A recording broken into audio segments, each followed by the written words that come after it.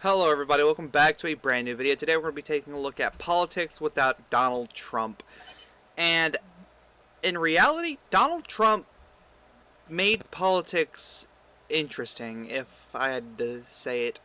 Like, there was this massive change that he created that I think many Americans needed because we were so sick and tired of the establishment always getting what they want.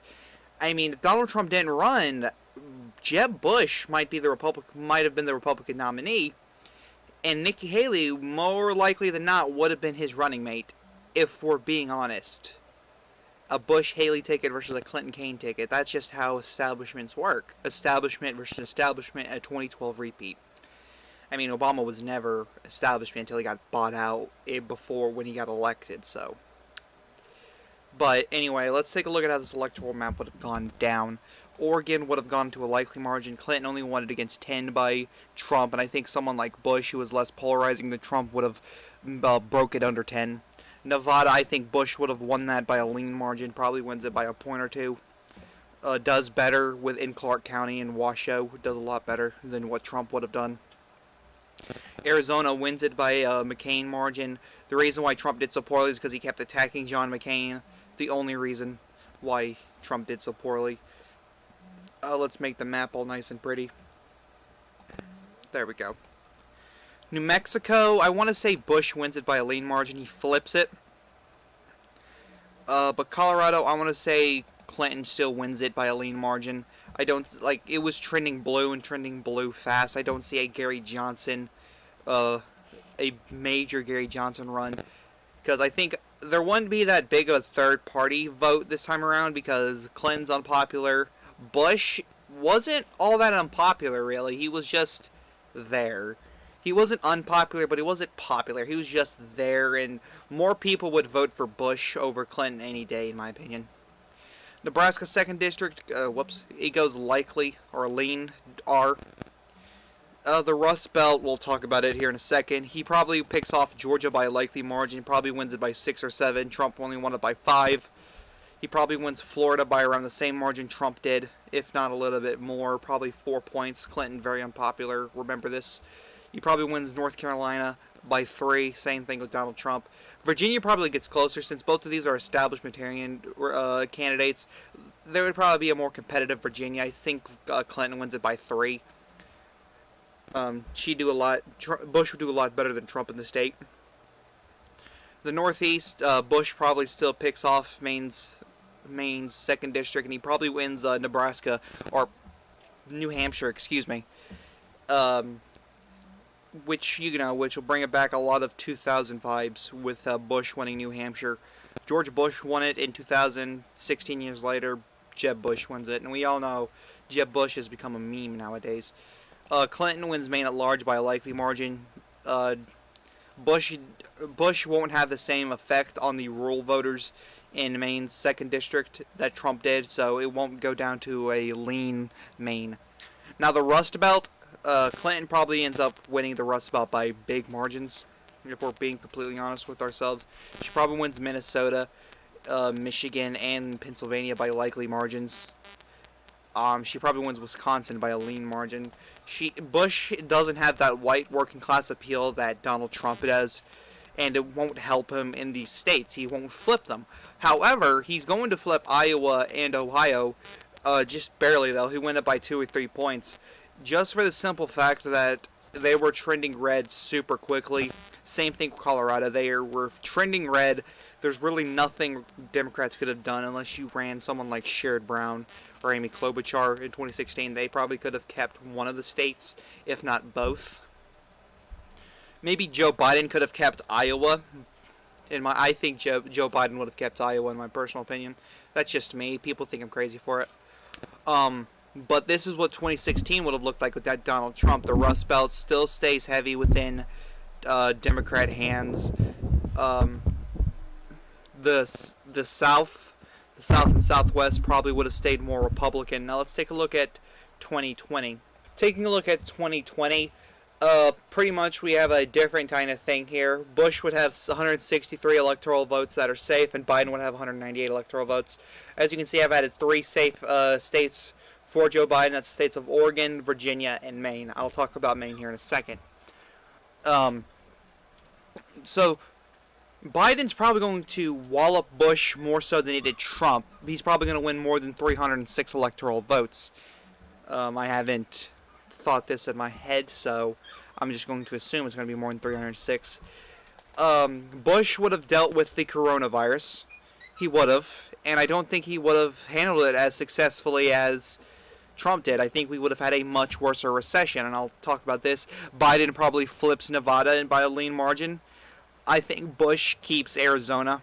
I think he will. I think with Meghan McCain's endorsement, I think he keeps Arizona. Biden probably flips New Mexico. He keeps Colorado.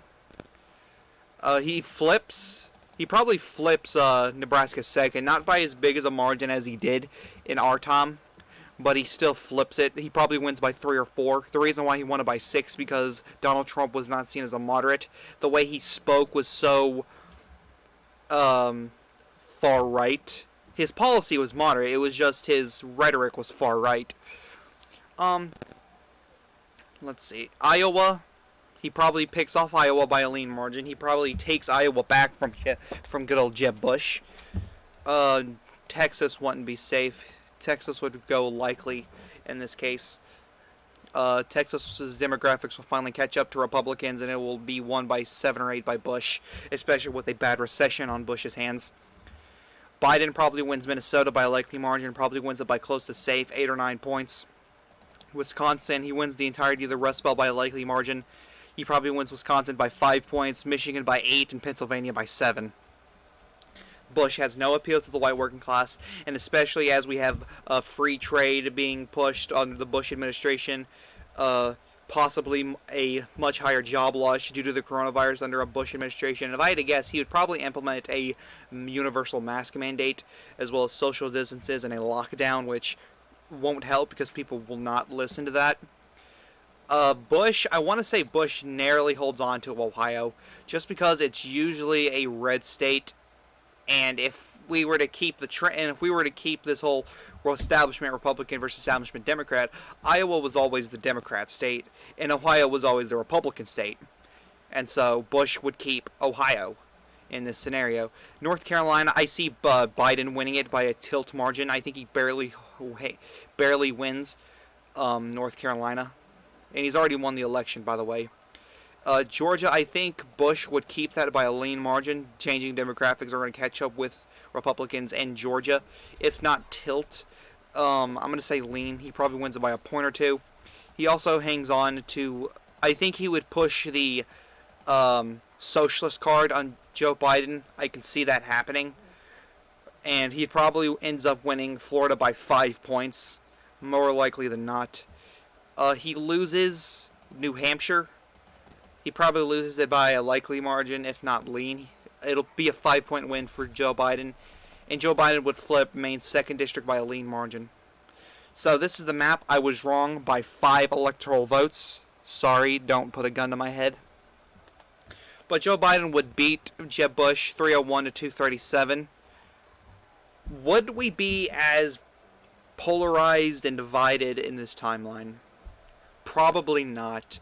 The con with Donald Trump being president was the way he spoke. The way he spoke divided so many Americans, and the riot in the Capitol building riot kind of hurts his chances at being president. Now, he could still become president. It just depends on if Democrats fuck up or not. That's the way they do this. That's the way he can do this. Excuse me. But we wouldn't be as divided. We'd be like, hey, our guy lost. Let's just go on with our day. That's how this would happen. Politics is boring, yada yada. We wouldn't have that populist movement. No Bernie Sanders, no Donald Trump, no Josh Hawley, no big Ron DeSantis.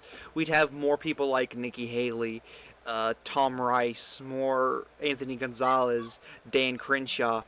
And we'd have more people like Kamala Harris, Elizabeth Warren. She'd still be in the Senate, but she'd be a lot more establishmentarian, because that's what does it for her. But yeah, what 2024 would hold, you'd probably see someone like, gosh, I don't know. You would see someone establishmentarian. If I had to guess, Um, Mike Pence, possibly running as the former governor of Indiana, possibly.